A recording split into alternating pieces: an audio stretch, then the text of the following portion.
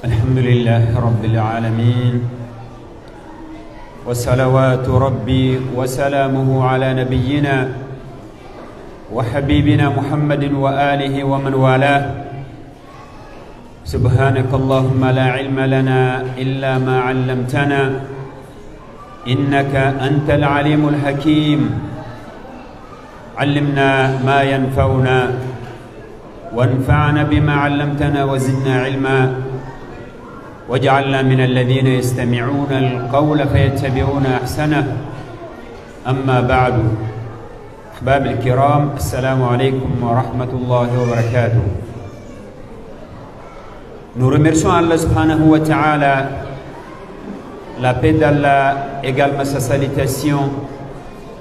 Nous demandons pour le prophète sallallahu alayhi wa sallam et tous les gens pieux derrière lui jusqu'au jour de la résurrection. Nous demandons à Allah subhanahu wa ta'ala de nous mettre nous aussi parmi ces gens pieux. Amin. Mes chers frères, mes chères sœurs, je suis heureux d'être parmi vous aujourd'hui en demandant à Allah subhanahu wa ta'ala d'accepter nos adorations. Également, nous demandons la bénédiction d'Allah subhanahu wa ta'ala et la guidance d'Allah subhanahu wa ta'ala pour nos enfants, qu'Allah fait en sorte que nos enfants aient quand même de la science pure, la science comme le prophète sallallahu alayhi wa sallam nous a conseillé et nous a demandé également. Inch'Allah, après la permission de nos frères et nos sœurs, Inch'Allah, on fait quelques rappels seulement, car les rappels, c'est profitant pour les croyants. Quand on entend, on écoute les paroles du Seigneur, le cœur il bouge.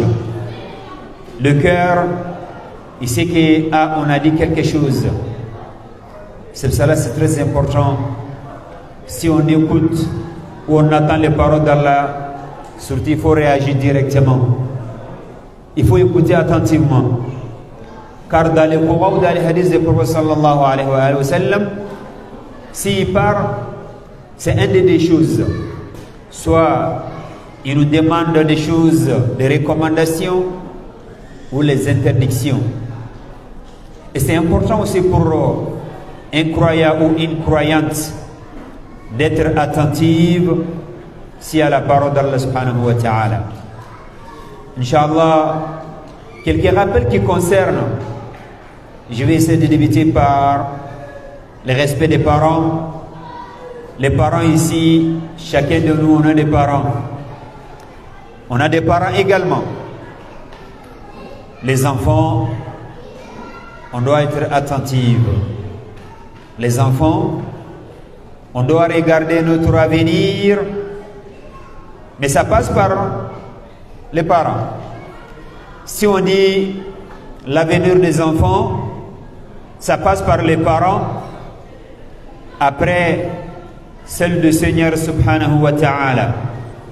Vous savez, dans le Coran, on a plusieurs versets d'Allah subhanahu wa ta'ala. Lorsque le Seigneur nous demande de l'adorer, c'est d'adorer le Seigneur subhanahu wa ta'ala, directement il nous parle ce qui concerne le respect des parents. Et ça, c'est des choses, c'est pas négligeable. C'est des choses qu'on doit écouter attentivement. Comme je viens de dire, plusieurs versets dans le Coran. Avec le temps, on va essayer je vais essayer de m'arrêter sur quelques versets seulement. En regardant dans Surat An-Nisa, le Seigneur dit subhanahu wa ta'ala: A'udhu billahi minash shaytanir rajim. واعبدوا الله ولا تشركوا به شيئا وبالوالدين إحسانا. Également, dans Surat Al-An'am, le Seigneur dit subhanahu wa ta'ala: قل تعالوا أتل ما حرم ربكم عليكم ألا تشركوا به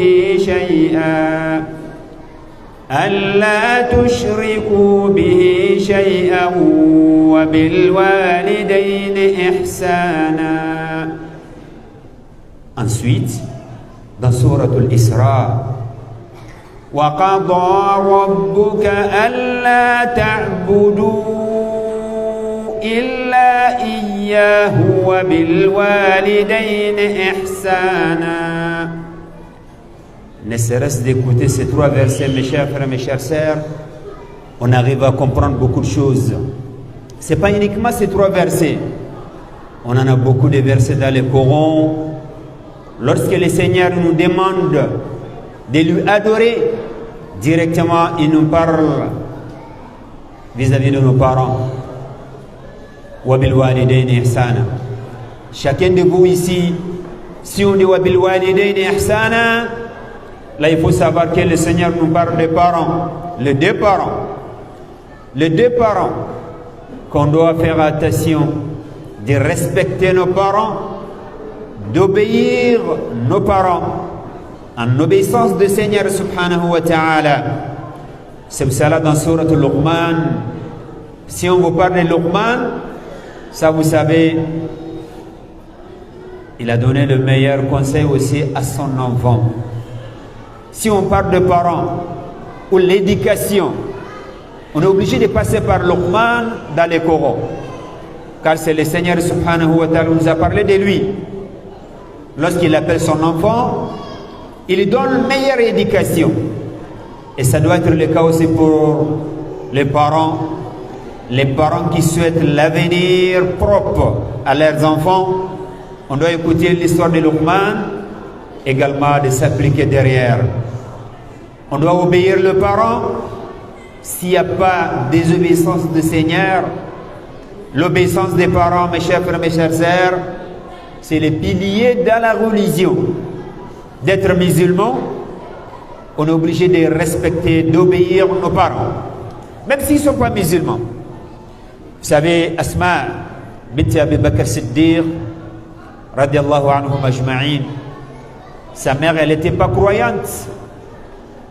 Mais lorsqu'elle demande le prophète sallallahu alayhi wa sallam d'accepter les dons, les cadeaux de sa mère et d'obéir sa mère, le prophète sallallahu alayhi wa sallam, il dit oui, tu peux obéir ta mère, mais comme j'ai dit, il y a du cadre, ça ne doit pas sortir, ça doit être dans le respect du Seigneur subhanahu wa ta'ala et l'obéissance aussi du Seigneur.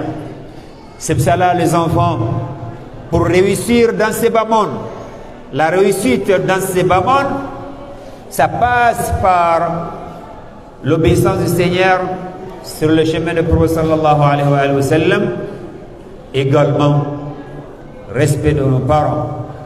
On a des parents, il faut savoir qu'ils ont des droits sur nous. Comme nous, on a des droits sur nos enfants, également il y a le contraire. Il y a des droits et des devoirs aussi. Chacun de nous doit faire un effort de ses côtés. Comme ça, après la mort, les parents ils seront tranquilles aussi, car ils laisseront derrière eux les enfants pieux, qui penseront à eux aussi de faire des invocations. Comme il a dit le prophète sallallahu alayhi wa sallam, إذا مات ابن آدم انقطع عمله إلا من 3 من بين هذه الثلاث قال عليه الصلاة والسلام أو ولد صالح يدعو له. Tu laisses derrière toi des enfants pieux, au moins ils font dua pour les parents. Mais si les enfants, comment les enfants peuvent devenir des enfants pieux s'il n'y a pas l'éducation derrière? C'est impossible. Donc c'est pour ça là, c'est très important qu'on éduque nos enfants, meilleure éducation dans la droiture, comme ça c'est la préparation de leur avenir. Mais l'avenir, c'est pas uniquement de préparer l'argent ou je sais pas des biens, ça fait partie. Mais meilleur avenir, l'avenir spirituel aussi de nos enfants, qui penseront nous aussi après la mort, et après on est tranquille dans ce bas monde. Je vais essayer de terminer par rapport à la science. Vous êtes là pour la science. On est tous là pour la science. Il n'y a que la science qui compte. Dans ces babons, vous savez, on a un verset dans le Coran, dans Surat Fatir. Lorsque le Seigneur nous dit, subhanahu wa ta'ala, les personnes qui craignent Allah subhanahu wa ta'ala bien, Allah il a dit, c'est les savants. Alors comment il faut accueillir la science? Comment il faut devenir un savant? Et les savants nous ont dit également, pour avoir dans ces babons correctement, il faut la science. Également, si quelqu'un souhaite avoir le jour de la résurrection, il faut la science également. Si quelqu'un souhaite accumuler le deux, également il faut la science. Si on n'a pas la science, comment ça se passe? Là, ça ne va pas. C'est pour cela lorsque le savant dit, il y a trois choses. Il faut faire l'effort d'être parmi ces trois. Mais méfiez-vous de ne pas être parmi les quatrièmes aussi. Donc le premier c'est quoi? D'être un savant. Le deuxième, d'être quelqu'un qui cherche la science, un élève, un étudiant. Le troisième, quelqu'un qui pose des questions, quelqu'un qui demande. Là aussi les trois c'est tout. Mais imagine, tu n'es pas un savant, ni un élève, et tu ne demandes même pas, et ça c'est très grave. C'est ça le quatrième aussi que le Seigneur nous protège. C'est pour cela, mes chers frères, mes chères sœurs, chacun de nous doit faire l'effort pour chercher la science. C'est pour cela dans Surat Al-Mujadala, où on peut dire aussi Al-Mujadila, le deux c'est valable. Lorsqu'Allah nous parle subhanahu wa ta'ala, يا أيها الذين آمنوا إذا قيل لكم تفسحوا في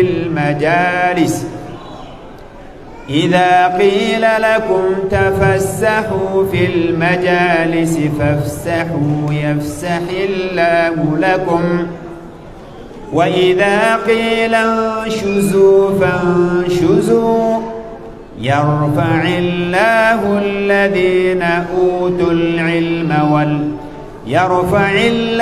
الذين آمنوا منكم والذين أوتوا العلم درجات والله بما تعملون خبير. En écoutant ces versets, on arrive à savoir que la science seulement que le Seigneur subhanahu wa ta'ala élève les degrés des personnes. Si quelqu'un souhaite que son degré soit élevé le jour de la résurrection, alors il faut apprendre la science comme Allah subhanahu wa ta'ala et comme le Seigneur nous a demandé aussi dans le Coran. Également on a beaucoup de versets qu'Allah subhanahu wa ta'ala nous parle l'importance, les gens de la science. Et comme le prophète sallallahu alayhi wa sallam, lorsqu'il dit dans les hadiths authentiques que tout demande aussi pour un étudiant, quelqu'un qui sort chez lui pour chercher la science, c'est le Seigneur qui lui facilite le chemin vers le paradis. Comme il a dit le prophète sallallahu alayhi wa sallam.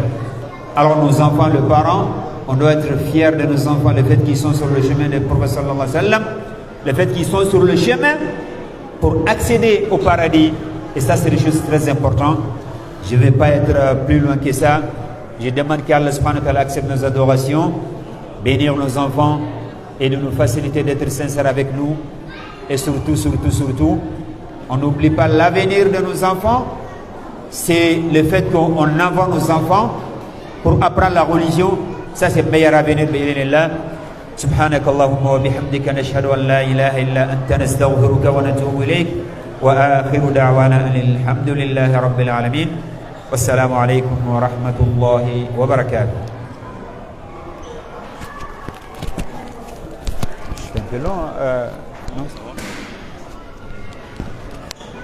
الحمد لله. On remercie notre cher Ibrahim Tunkara pour cette magnifique conférence, Inch'Allah Ta'ala. Donc, alhamdulillah, on va continuer les programmes. Donc, on va redonner la parole à cher Moussa Nimaga, les conseils qu'il a envers les parents et envers les élèves. Il donnera ces conseils-là, Inch'Allah, avant l'heure de la prière. Et après la prière, Inch'Allah, il y aura le repas. Et ensuite, on continuera pour les programmes, Inch'Allah. Okhra mo Cheikh Ibrahim Tunkara wa warni aranke conférence kama Inch'Allah. Kembrenga warni wa digamen kini okhra mo Cheikh Moussa Nimagay.